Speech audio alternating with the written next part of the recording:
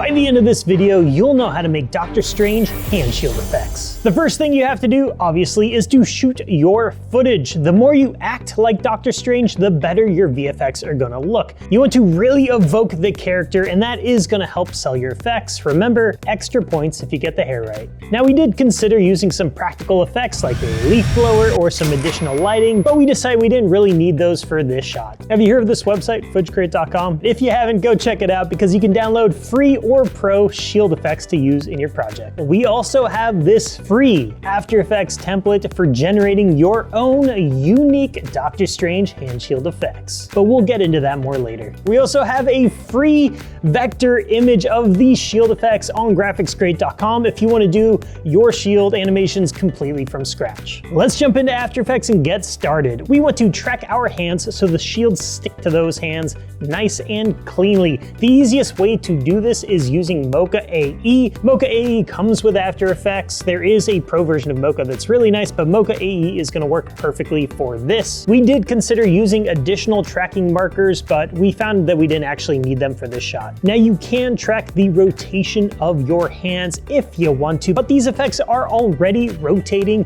and I think adding additional rotation keyframes on top of those makes it look a little jittery, so I suggest just tracking the position and the scale of your hands. To make things a little bit less confusing as I am working, I like to label all my layers. So in this case, I'll label my layers screen left or screen right. Whatever hand is just on the left side of the screen will be called screen left hand, even though it's actually the right hand. That's all we need Mocha for, so we can save and close out, or just close out and it will prompt you to save. Then create two nulls with those same naming conventions we had for the previous layer, so screen left hand and screen right hand nulls. Create track data with the Mocha plugin in After Effects. Select your screen right hand track layer, change your export option to transform, and the layer export to the screen right hand null. Then just hit apply export. Do the same steps for the screen left hand null. Now I can import one of these pre-made shield effects, change the blending mode to screen, and parent it to my left hand tracking null. Get the position roughly in the right space, and then duplicate that effect, parent that duplicate to the screen right hand null, and position that one accordingly as well. If one of your fists isn't pointed directly at camera, then it should be rotated slightly in 3D space. So go ahead and make it a 3D layer and then rotate it until it looks pretty accurate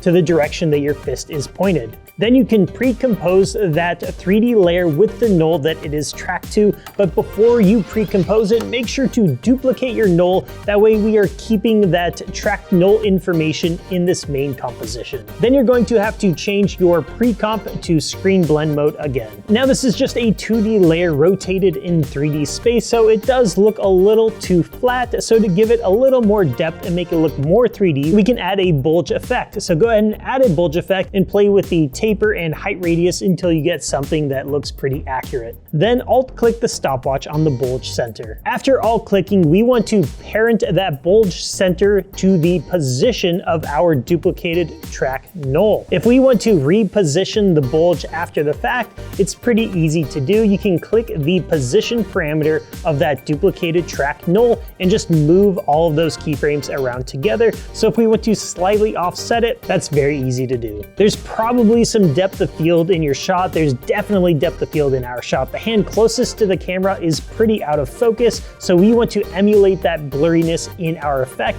So just add a camera blur effect to that screen left shield effect and crank up the blur until it matches the blurriness of the hand.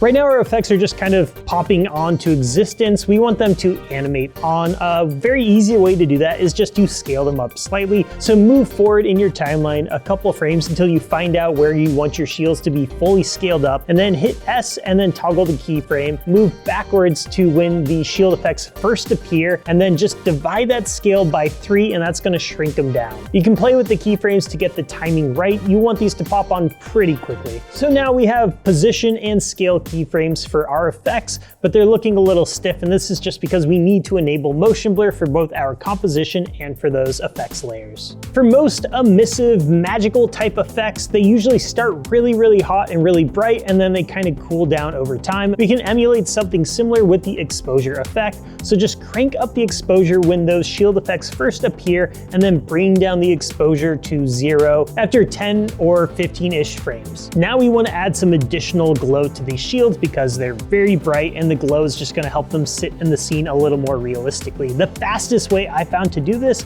is by duplicating my shield effects layers, deleting the exposure effects off of those duplicates, and then add a Gaussian blur effect and crank that up like super high, something like 1200 or 1500 is going to work. Make sure the screen blending mode is applied to those layers still, and there you go, you have some quick glow. Make sure you're working in a 16 or 32-bit working space. Anytime you're working with glow, that's what you want to do to avoid any type of gradients or banding issues. Anytime we're working with purely digital effects, I like to try and sneak some practical shots in there as well. We have some stock ember shots and some stock spark effects available on FootageCrate.com. You can just drag those in, time them right, add the screen blending mode, and everything should look pretty freaking good. Now for me, this effect looks awesome.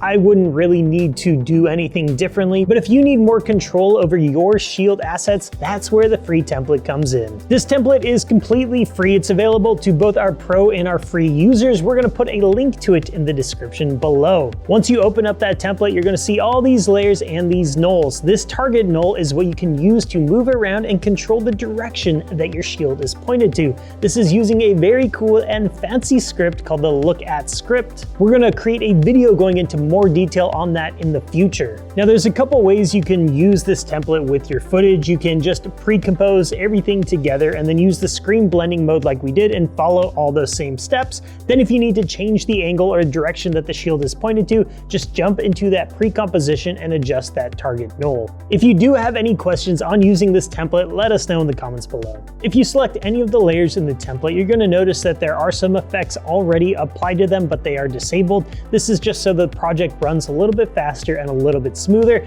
You can re-enable those effects to see how I built the template, or you can delete them and add whatever effects you want. I find things like the roughen edges or various blurs help make the effect look a little more believable. We also have some layers disabled. These are the typography layers, and these are just really dense layers with hundreds of different shapes within those layers, so they really slow the project down. I suggest finding the right movement, position, orientation, keyframing of your shield, and then re-enabling those text layers as you are finalizing the look of the shield. There's also an adjustment layer for the color and glow. We are using a third-party plugin for the color. It's Crate's Heat Radiation, and this plugin is 100% free. If you don't have it yet, I suggest you go download it because it really is awesome. But of course, you can delete that effect and use curves or levels or tritone or a tint or whatever you want to get your own colors using 100% internal After Effects plugins. We have these Doctor Strange cloak assets. This is an awesome 3D cloak that we're going to be uploading, but we're also going to be uploading animations and a depth pass so you can composite yourself or any of your characters inside the cloak. This is going to be a very awesome collection, and I'm excited to share it when it's out. And that's how you can become Doctor Strange with VFX. Later, creators.